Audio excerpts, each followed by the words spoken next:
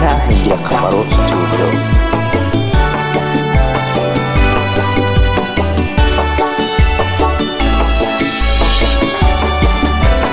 Ni muri iyi si bakundwa b'umwami, muri iyi si y'imiruho, ndiko ndakazanya niruka cane nja iwacu i Siyoni.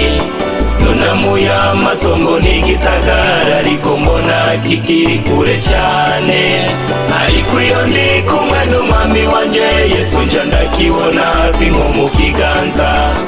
Ni muri iyi si bakundwa b'umwami, muri iyi si y'imiruho, ndiko ndakazanya niruka cane nja iwacu i Siyoni. Nunamuye amaso mbona igisagara ariko mbona kikiri kure cane, ariko iyo ndi kumwe n'umwami wanje Yesu nja ndakibona hafi nko mu kiganza.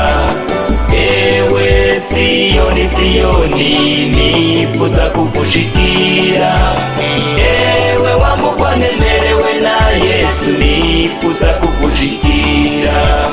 Ewe Siyoni, Siyoni nifuza kugushikira, ewe wamugwa nemerewe na Yesu nifuza kugushikira.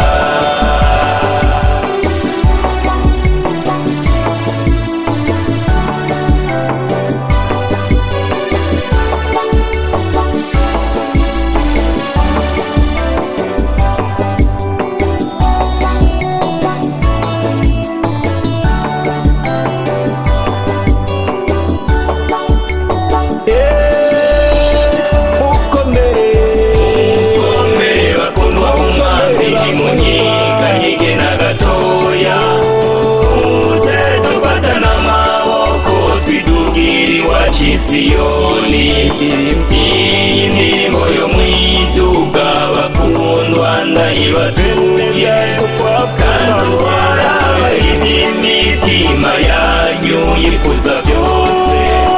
Mukomere bakundwa b'umwami, nimunyiganyige na gatoya, muze dufatane amaboko twitubwire iwacu i Siyoni. Iyi ndirimbo ndayibatuye cyane, kandi warabahize imitima yanyu yifuza byose. Ewe Siyoni, Siyoni nifuza